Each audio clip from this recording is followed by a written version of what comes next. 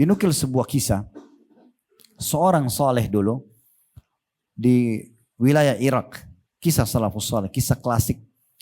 Zaman itu belum ada lampu penerangan kayak kita sekarang, sehingga orang mengandalkan bekerja di waktu pagi sampai maghrib. Nah biasa pasar-pasar pun semua sudah tutup di waktu malam, maghrib kayak kita gitu. Karena gak ada penerangan. Orang ini kebetulan kerja harian, gaji harian. Setiap dia kerja ada pendapatan, dia beli makanan bawa pulang buat istri anak. Dia gak punya simpanan sama sekali, keadaannya miskin. Tapi dia selalu bersyukur dengan keluarganya. Satu waktu dia pulang ke rumahnya, kemudian dia gak dapat kerjaan hari itu. Gak ada income-nya. Istrinya tanya, sudah malam nih, ada makanan hari ini buat kami? Gak ada. Saya sudah keliling-keliling gak dapat kerjaan hari ini. Lalu bagaimana? Saya sama anak-anak belum makan. Baik, saya istirahat sebentar kata suaminya. Coba nanti sebentar saya keluar, baru saya cari. Mudah-mudahan Allah berikan kepada kita. Kita terus saja bersyukur. Setelah selesai dia istirahat sebentar, dia keluar. Dia pun tidak tahu harus kemana. Mau ngetuk rumah orang, orang sudah pada tidur malam. Dia cuma terfikir, terilhamkan di benaknya untuk datang ke masjid. Ada masjid di sekitar rumah dia. Dia pergi ke sana, zaman dulu tidak ada penerangan, jadi orang pakai obor.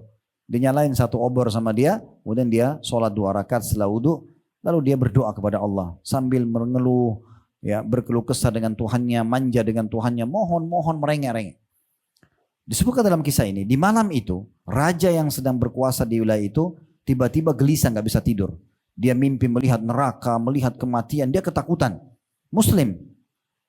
Maka dia pun terbangun, lalu dia bilang, ya Allah, aku yakin ini peringatan dari engkau. Maka sebagai bentuk taubatku dari dosa-dosa, dan aku khawatir jangan sampai aku termasuk orang yang kau hukum, maka aku akan sedekah sebagai tanda syukur kepadamu atas uang-uang, atas engkau selamatkan, masih kasih aku umur, dan aku diberikan mimpi supaya aku sadar.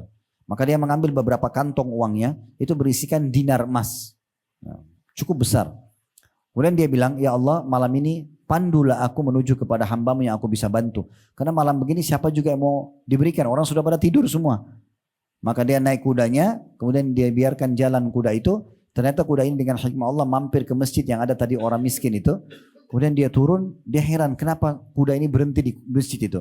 Kemudian dia turun. Dia masuk ke dalam. Dia temukan orang tadi lagi berdoa kepada Allah. Dan dia dengar keluh kesahnya.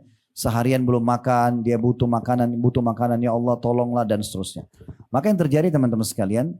Pada saat itu si raja ini setelah orang miskin itu selesai berdoa dia mengatakan, saya sudah mendengarkan doamu dan saya raja yang berkuasa di wilayah ini. Karena masa dulu tidak ada kamera, orang tidak tahu foto rajanya, muka rajanya seperti apa. Dia bilang saya raja yang berkuasa, saya ingin sekali bersedekah malam ini maka saya akan berikan harta ini kepada kamu. Dan perlu kamu tahu sebagai rasa syukur saya kepada Allah karena saya bisa bersedekah, saya bisa diberikan rasa sadar untuk takut kepada Allah sehingga saya segera tobat kepadanya.